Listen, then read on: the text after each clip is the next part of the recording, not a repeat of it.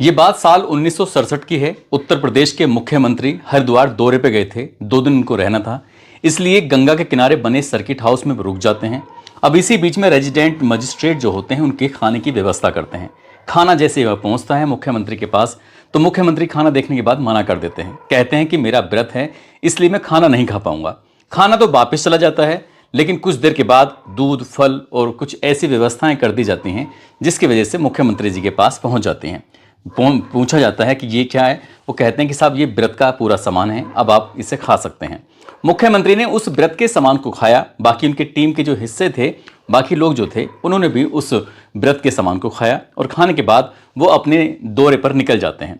इसी तरह से 2 दिन का उनका टूर होता है और 2 दिन के बाद जब वो यहाँ से जा रहे थे तो हरिद्वार की एक ट्रेन में बैठ जाते हैं और ट्रेन में बैठने के बाद तभी किसी को आदेश करते हैं अपने निजी सचिव को कि वो जो रेजिडेंट मजिस्ट्रेट है जिनका नाम चंद्रशेखर द्विवेदी है, उनको बुलाइए जरा। जैसे ही ये बात पहुंची जाती है उसके बाद फिर चंद्रशेखर द्विवेदी वहां पर पहुंच जाते हैं और मुख्यमंत्री अपनी जेब में से, यानी कि कुर्ते की जेब में से एक चेक निकालते हैं। निकालने के बाद दे देते हैं उनके हाथ में और उस चेक पे लिखा हुआ था 6 रुपये 25 पैसे। यानी कि जो उन्हें व्रत में सामान दिया गया था, उनका खान पीन का जो बिल था वो 6 रुपये 25 पैसे का था। तो भी हाथ जोड़ते हुए रेजिडेंट मजिस्ट्रेट ने कहा कि साहब ऐसा आप क्यों कर रहे हैं। तभी मुख्यमंत्री कहते हैं कि जो भी कुछ ऐसा खर्चा होता है मैं अपना खर्चा स्वयं उठाता हूँ, मैं कोई ऐसा किसी के सहारा नहीं लेता। जब इस तरह की बात थी, उस रेजिडेंट मजिस्ट्रेट ने ये किस्सा, ये कहानी एक किताब में बयां की थी और उन्होंने कहा कि उस चेक को उन्होंने कभी भी नहीं बुनाया और वो चेक हमेशा उनके साथ रहा। तो आज की कहानी एक ऐसे ही मुख्यमंत्री की है, ऐसे ही आगे चल के वो प्रधानमंत्री बनते हैं कि जिनकी वजह से पूरा थाना सस्पेंड हो जाता है। आदाब, नमस्कार, सत श्री अकाल। मैं उस्मान सैफी। आज की जो सच्ची घटना मैं आपको सुनाने जा रहा हूं, ये सच्ची घटना है उत्तर प्रदेश के जिला इटावा का। एक थाना लगता है ऊसरा आहार। दरअसल अगस्त का वो महीना था, साल 1979 की बात है, 1979। शाम के लगभग 6 बजे के आसपास का वक्त रहा होगा। एक किसान जो धोती कुर्ता पहना हुआ था, किसान आता है और आने के बाद संतरे से पूछता है कि भैया थानेदार साहब से बात करनी है, उनसे मुलाकात करनी है। जैसे ही किसान ने पूछा, संतरी ने कहा कि थानेदार साहब तो राउंड पे गए हुए हैं, बताइए क्या बात है। वो कहते हैं कि साहब मेरे जेब काट ली गई है और मैं बहुत परेशान हूँ, बहुत दुखी हूँ, मैं करूँ तो क्या करूँ। जैसे ही संतरी ने ये बात सुनी, उन्होंने कहा कि ठीक है, थोड़ी देर इंतज़ार कर लो। थोड़ी देर इंतज़ार करते हैं लेकिन थानेदार आता नहीं है।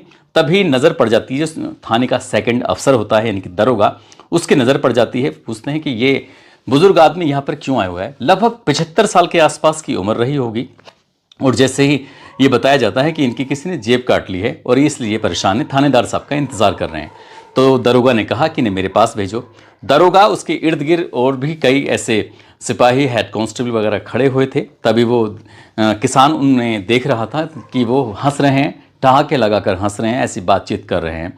किसान से पूछा गया कि बाबा क्या बात है, कैसे परेशान हो रहे हो। वो कहते हैं कि साहब मैं मेरठ का रहने वाला हूँ और यहाँ आया था बैल खरीदने के लिए। मुझे किसी ने बताया कि इस इलाके में बैल बहुत अच्छे मिलते हैं, इसलिए बैल खरीदने आया था, लेकिन मेरी किसी ने जेब काट ली। जैसे ही दरोगा ने ये बात सुनी, दरोगा ने उस किसान को डांटना डपटना शुरू कर दिया। कहाँ जेब कटी है, किस तरह की बातें कर रहे हो, यहाँ कोई जेब नहीं कटी। इस तरह की बातें करने के बाद किसान को डराया गया, धमकाया गया। किसान बिल्कुल शांत हो जाता है, कहता है कि साहब रिपोर्ट लिख लीजिए, मैं अपने घर जाकर क्या जवाब दूंगा। मेरे घर वालों को जब ये पता चलेगा कि मेरी जेब कट गई है, कम से कम यहाँ से कुछ कागज़ लेके जाऊंगा तो घर वाले शांत तो हो जाएंगे। किसान को डांटा जाता है, फटकारा जाता है और किसान जाकर वहाँ से हटता है। हटने के बाद दीवार के सहारे बैठ जाता है। किसान इंतजार कर रहा था कि थानेदार आएगा और थानेदार से आने के बाद पूरी कहानी वो बयां करेगा और उसके बाद उसकी रिपोर्ट लिख ली जाएगी, तो कम से कम तसल्ली से वो घर चला जाएगा। कुछ देर बीत जाती है, उसके बाद थानेदार भी राउंड लेकर जब वापस आता है तो ये उसरार थाने की बात है। थानेदार साहब आते हैं। थानेदार की नज़र उस किसान में पड़ जाती है। दरअसल किसान ने धोती कुर्ता पहने हुए थे और थोड़ा सा बुजुर्ग आदमी है और मैले कुचैले कपड़े थे। उसके बाद थानेदार के बारे में पूछा जाता है कि ये आदमी यहाँ क्या कर रहा है। और वैसे भी शाम के लगभग 7 बजे के आसपास का वक्त हो चला था। ये बताया जाता है कि साहब ये किसान है, मेरठ का रहने वाला बताता है, इसकी जेब कट गई है, खामखा परेशान कर रखा है। तो थानेदार ने उसको समझाया और समझाने के बाद अब की बार जो अंदाज था थानेदार का, वो दरोगा से कहीं ज़्यादा ऊंचा था और थानेदार ने डांटा, फटकारा और फटकारने के बाद कहा कि बाबा अपने घर जाओ, परेशान हो रहे हो, वैसे भी तुम झूठ बोल रहे हो। मेरठ से, वो भी पैदल पैदल चलकर यहाँ इटावा में कोई इस तरह से बैल खरीदने के लिए आएगा? इतने तुम्हारे पास पैसे कितने थे? उन्होंने कहा कि मेरे पास कई सौ रुपए थे। उस दौर की बात है, कई सौ रुपए की बड़ी वैल्यू हुआ करती थी। तभी वो कहते हैं कि आप जाओ अपना आराम करो। अब किसान को डांट फटकार कर वहां से बाहर कर दिया जाता है, लेकिन पीछे से एक सिपाही किसान के पास पहुंचता है कि बाबा तुम इतनी देर से मैं तुम्हें देख रहा हूं, इतनी देर से तुम परेशान हो, रिपोर्ट लिखवाने के लिए आए हो, मेरठ के वैसे रहने वाले हो, यहाँ के लोग सुनेंगे नहीं, मुझे आपको देखकर थोड़ा तरस आ रहा है, अगर आपको कोई एतराज़ ना हो तो क्यों ना मैं आपकी रिपोर्ट लिखवाने में मदद कर दूं। किसान ने कहा कि अगर भैया ऐसा हो जाए तो इससे बढ़िया तो कोई बात ही नहीं है, अगर रिपोर्ट लिखवाने में मदद हो जाए। पैसों के बारे में पूछा गया, पैसों की संख्या थोड़ी ज़्यादा थी, इसलिए सिपाही ने कहा कि अगर तुम्हें रिपोर्ट लिखवानी है तो 100 रुपये लगेंगे। किसान ने कहा 100 रुपये लगेंगे, मेरी तो पहले से जेब कटी पड़ी है, आप एक काम करो, मैं इतने पैसे नहीं दे पाऊंगा, और रिपोर्ट लिखनी है तो लिखो, नहीं तो मत लिखो। कुल मिला के दोनों के बीच में बातचीत का जो संवाद शुरू हो जाता है और बात 35 रुपये पर आकर थम जाती है।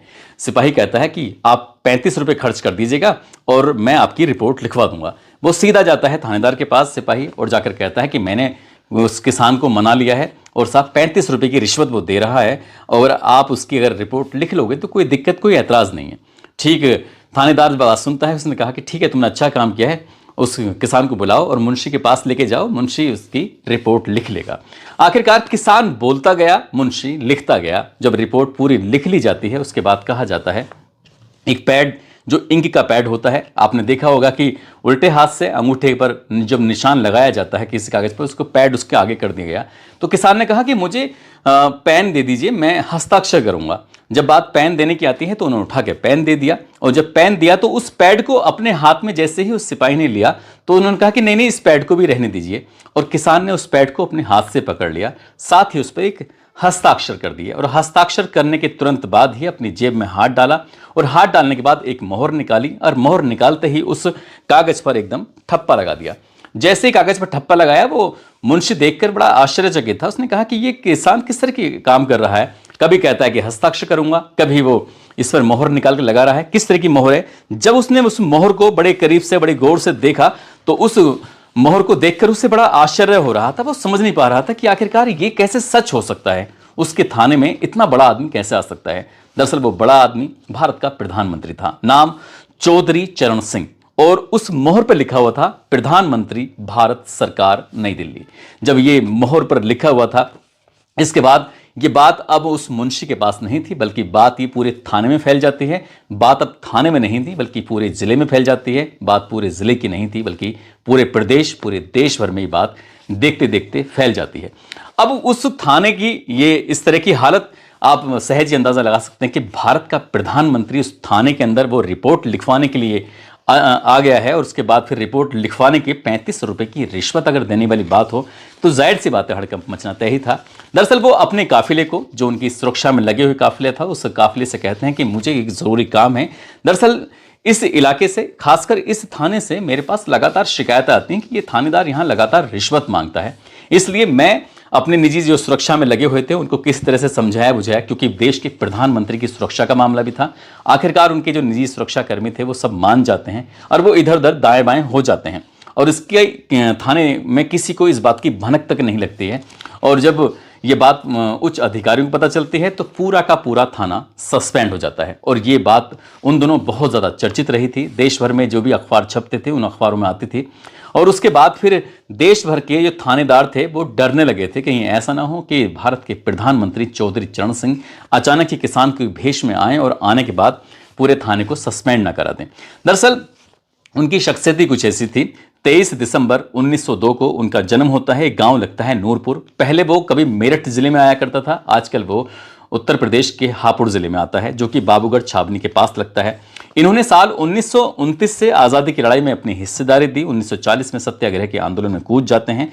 1952 की ये बात है, कांग्रेस शासन में ये राजस्व मंत्री चुने गए थे, और 3 अप्रैल 1967 को ये मुख्यमंत्री बन जाते हैं उत्तर प्रदेश के। जब ये मुख्यमंत्री बनते हैं तो उसके बाद हरिद्वार का एक बार दौरा कर रहे थे। दौरा करने के बाद उनका व्रत होता है, जो खाना आता है उस खाने को मना कर देते हैं। उसके बाद फिर व्रत का खाना आता है, और जब व्रत का इनके पास जो सामान आता है उसको खाते पीते हैं। उसके बाद फिर जब ये हरिद्वार, आजकल उत्तराखंड में, पहले ही उत्तराखंड और उत्तर प्रदेश एक ही था, तो जब ये वहां से चलते हैं तो उस रेजिडेंट मजिस्ट्रेट को वो 6 रुपये 25 पैसे का बिल दे देते हैं कि तुमने जो हमारे व्रत में खर्चा किया है वो तुम पैसे लेके चले जाओ। ये साल 1979 की बात है। ये वित्त मंत्री भी और उप प्रधानमंत्री की भी इनके पास जिम्मेदारी थी और ये गृह मंत्री भी देश के रहे हैं। साथ ही 28 जुलाई साल 1979 की बात है, 1979 को जब ये भारत के प्रधानमंत्री बनते हैं। इंदिरा गांधी और कुछ दलों का इन्हें सपोर्ट मिल जाता है और देश के प्रधानमंत्री के रूप में चुन लिए जाते हैं। हालांकि ज़्यादा दिन तक रहते नहीं हैं। 14 जनवरी साल 1980 तक ये भारत के प्रधानमंत्री रहे थे और इसी बीच में एक दिन अचानक ही इन्होंने उत्तर प्रदेश के इटावा के उसराहार थाने में जाकर इन्होंने जब दस्तक दी तो यहाँ दस्तक देने के बाद फिर तो हड़कंप मच जाता है। 29 मई साल 1987 की बात है, इनका निधन हो जाता है। इनके बैंक अकाउंट के बारे में एक अखबार में मैंने पढ़ा था कि उनके बैंक अकाउंट में 470 रुपये थे, जबकि भारत का कोई प्रधानमंत्री बन जाए या फिर मुख्यमंत्री बन जाए या कोई और बड़ी जिम्मेदारी उसके पास अगर हो तो वो कुछ भी कर सकता है, कितने भी पैसे कमा सकता है, लेकिन वो बेहद ईमानदार और किसानों के मसीहा के रूप में उनकी जिंदगी भर पहचान बनी रही। और शायद जब तक ये दुनिया रहेगी, जब तक ये भारत रहेगा, तब तक चौधरी चरण सिंह जी की पहचान बनी रहेगी। ये फरवरी 2024 की बात है। उनको भारत रत्न से सम्मानित किया गया था और देश भर में इस बात का स्वागत भी हुआ था। एक किस्सा और बताया जाता है कि जब ये उत्तर प्रदेश के मुख्यमंत्री हुआ करते थे तो विधानसभा से एक दिन अपने आवास पर जा रहे थे और वो बहुत थोड़ा सा दूरी होती है, उस थोड़ी सी दूरी को तय करने के लिए पूरा काफिला इनका लग जाया करता था। तब इन्होंने कहा कि यह इतनी दूर के लिए भी गाड़ी के लगना ये सही नहीं है, इसलिए विधानसभा से ये सीधा घर के लिए पैदल निकलने लगे। जैसे ये पैदल जा रहे हैं तो जो इनके निजी सुरक्षाकर्मी होते हैं, बाकी जो इनके साथ अधिकारी होते हैं, वो भी इनके साथ जाने लगे। तो पहले दिन तो एक बात सामान्य हो जाती है, लेकिन जब अगला दिन निकलता है तो अपने सरकारी आवास से ये विधानसभा के लिए फिर पैदल चलने लगते हैं। तो जो इनके निजी सचिव होते हैं तिलक राम शर्मा, उन्हें बड़ा आश्चर्य हुआ। उनका कि सर आप ऐसा क्यों कर रहे हैं। अब उन्होंने तिलक राम शर्मा ने सोचा कि क्यों ना इनके लिए किसी न किसी बहाने से किसी न किसी बड़े अधिकारी को गाड़ी लेके पहले से भेज दें और ये कह दें कि साहब मैं विधानसभा की तरफ जा रहा था, आइए मैं आपको विधानसभा तक छोड़ देता हूं।